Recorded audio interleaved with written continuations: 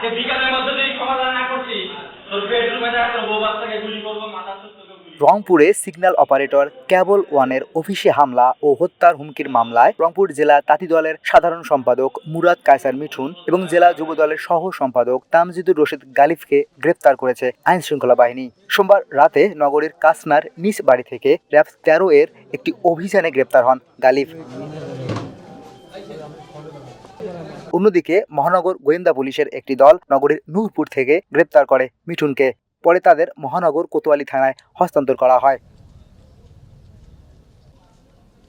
এর আগে ডিশ ব্যবসার ফিডের নিয়ন্ত্রণ নিয়ে রোববার সন্ধ্যায় নগরীর প্রেস ক্লাবের সামনে কেবল ওয়ান অফিসে হামলা ভাঙচুর ও হত্যার হুমকির অভিযোগ ওঠে জেলা যুব দলের যুগ্ম সাধারণ সম্পাদক আকিবুল রহমান মনু সহ সাধারণ সম্পাদক তামজিদুর রশিদ গালিফ এবং তাঁতি দলের সাধারণ সম্পাদক মুরাদ কায়সার মিঠুন সহ 10-12 জনের বিরুদ্ধে।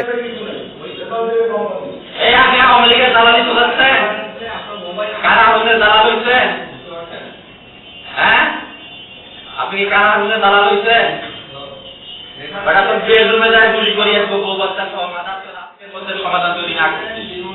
জানা যায় গত কিছুদিন ধরেই কামাল কাসনা এলাকায় ব্যবসাটির নিয়ন্ত্রণ বর্তমান মালিক আওয়ামী লীগের কাউন্সিলর হারুনাত রশিদকে বাদ দিয়ে যুবদল নেতা গালিবকে দেওয়ার জন্য চাপ প্রয়োগ করা হচ্ছিল।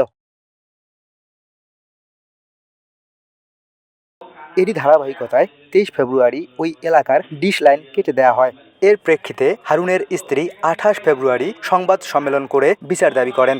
ওই ঘটনার জেরে কেবল ওয়ান অফিসে হামলা চালিয়ে ম্যানেজার পরাগকে মারধর করে মিঠুন।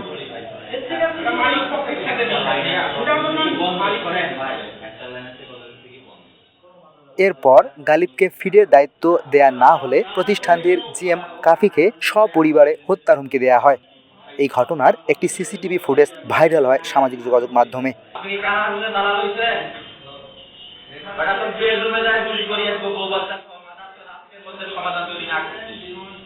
এদিকে গ্রেফতারের বিষয়টি নিশ্চিত করেছে কোতোয়ালি থানার ভারপ্রাপ্ত কর্মকর্তা আজাদ রহমান।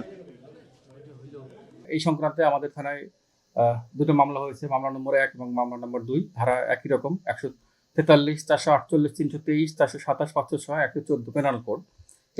এ বিষয়ে আমরা 2 জন আসামিকে গ্রেপ্তার করেছি র্যাবের সহায়তায়। তামজিদুর রহমান গালিব, তার পদবিতে বলা হয়েছে সে রংপুর জেলা যুবদলের সহ সাধারণ সম্পাদক, এবং আমাদের ডিবির সহায়তায় মুরাদ কায়সার মিঠুন, তার রাজনৈতিক পরিচয় আমরা যেটা পেয়েছি সেটা রংপুর জেলা তাঁতি দলের সাধারণ সম্পাদক।